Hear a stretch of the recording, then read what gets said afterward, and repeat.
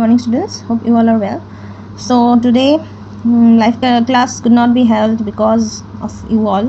Only 6 students were present in the class, therefore I have not continued the class. A video so that you all can learn. Okay, so we are learning this lesson, democracy.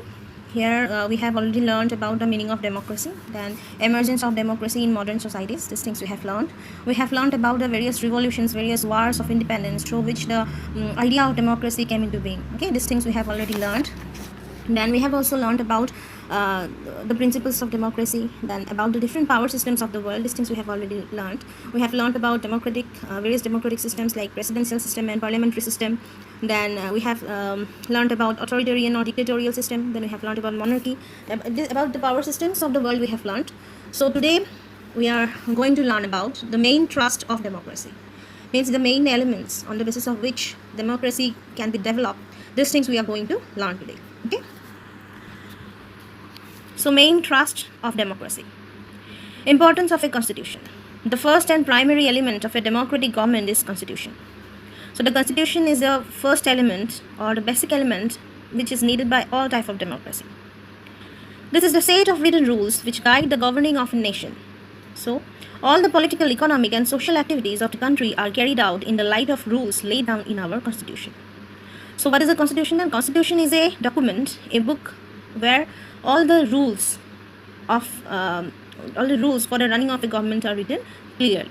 Okay, so the rules which are needed to run a country are written in a constitution. So it is a guide. It is a guide for the government. Okay, so all the political, economic, social activities of the country are written in our constitution. Then it is the constitution that decides the limits of power. The constitution drafts basic laws to be followed by all the people of the country.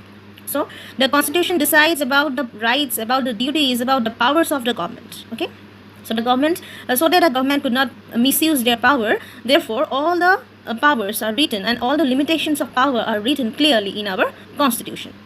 And the constitution drafts basic laws to be followed by all the people of the country. Okay. Then here the constitution also laid down about the basic laws which should be abided by the citizens of the country or the people of the country. The constitution is the supreme head of all the laws of the country. The laws or rules passed by the government should be in conformity with the constitution. And the constitution is the supreme head of all the law of the country. The laws which are made by the parliament, okay, they are all their basis is the constitution. On the basis of the rules of the constitution, laws of the constitution, the new laws are made by the government. Okay. Then the laws which are made nowadays, so those should have relation with the laws which are laid down by our constitution. Then Dr. B.R. Ambedkar framed the constitution of our country. It was signed in 1949 but came into force on 26th January 1950.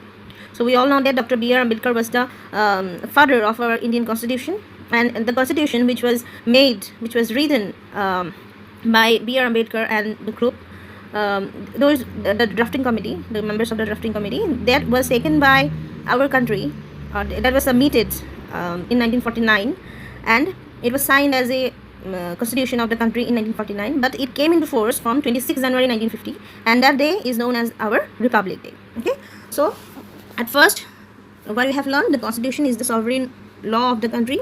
So all the democratic country have a constitution. All the democratic government must have a constitution where all the rules and regulations are written clearly. Okay, and our constitution was signed in 1949 and came into force from 26 January 1950. Then equality. So equality is the basis of democracy. Without equality, democracy has no meaning. It implies that all the people are equal in the eyes of law. There are equal opportunities for growth and development of all. All citizens have complete freedom to take part in the governance of the country with regard to caste, creed, language, religion, or degree of education. The rules and regulations are same for all the people, be it a famous politician, president, or a peon. So the second important thrust of democracy, or element or basis of democracy, is equality. So equality means equal in the eyes of law. Okay, all are equal, all the people are equal in the eyes of law. And without this equality, without this idea, a democracy cannot run, and a democracy has no meaning without equality. So equality implies what? Equality implies that all the people are equal in the eyes of law.